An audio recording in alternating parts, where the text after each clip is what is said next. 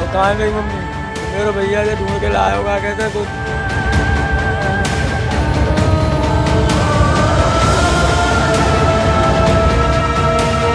इधर इधर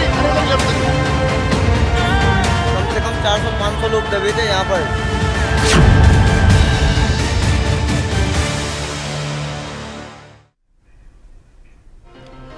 और अब बात करेंगे हाथरस की। हाथरस हादसे से पूरा देश सहम गया है। हर कोई दोषियों को सजा दिलाने की मांग कर रहा है, लेकिन आरोपी बाबा अभी भी फरार है। आपको एक रिपोर्ट दिखाने जा रहे हैं जिससे आपको पता चलेगा कि बाबा की लाइफ स्टाइल आखिरकार कितनी लग्जरी है।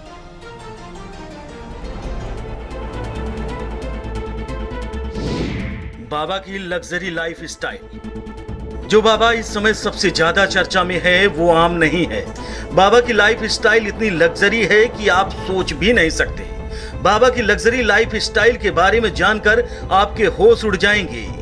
बाबा ना अरे गहरे जूते पहनते हैं और ना ही कपड़े।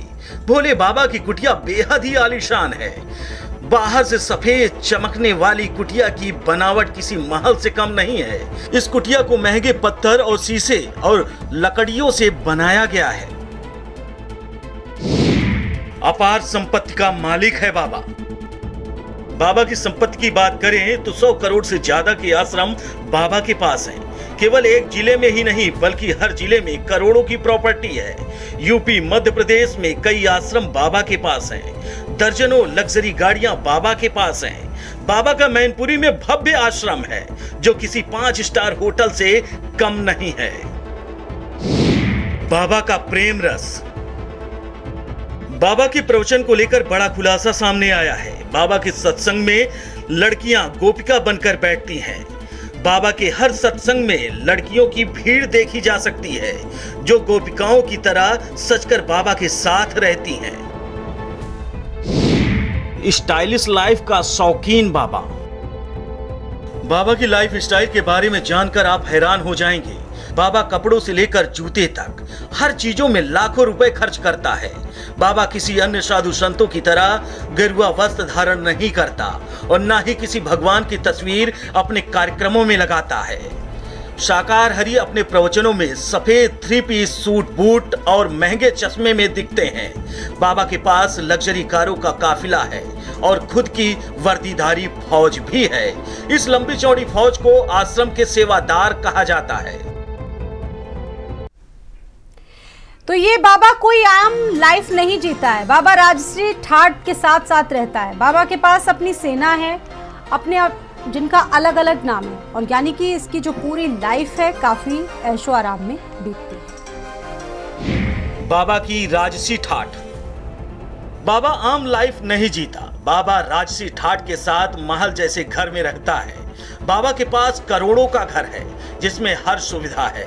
5 स्टार होटल की तरह बाबा के महल में वो हर सुविधा है जो किसी करोड़पति के पास होती है। बाबा की कमांडो वाली सुरक्षा।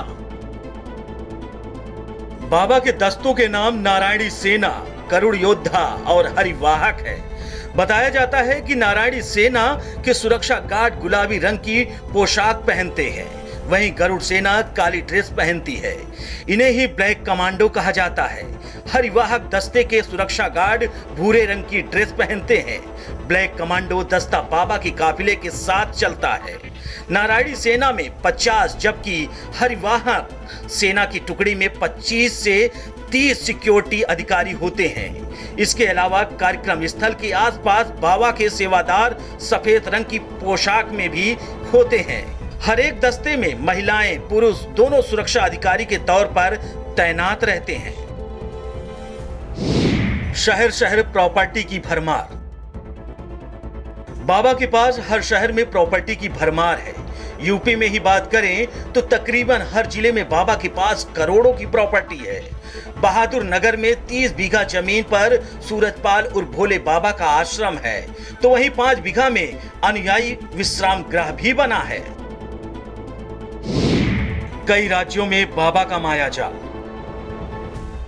भोले बाबा का उत्तर प्रदेश के कासगंज, मैनपुरी, आगरा, कानपुर, मध्य प्रदेश के ग्वालियर में बड़े आश्रम हैं। इनकी चल अचल संपत्ति 100 करोड़ से ज्यादा है।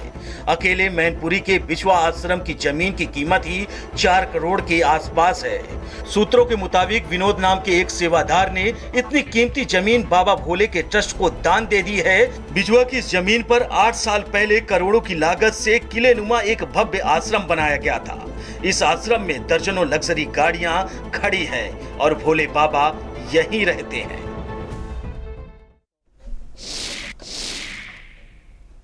और सीमाब नकवी इस खबर पर जुड़ चुके हैं मेरे साथ। सीमाब, जहां हम लोग लगातार बता रहे हैं कि बाबा का जो मकर जाल है चारों तरफ फैला है, देखा गया कि बाबा कितनी लग्जूरियस लाइफ जीता है।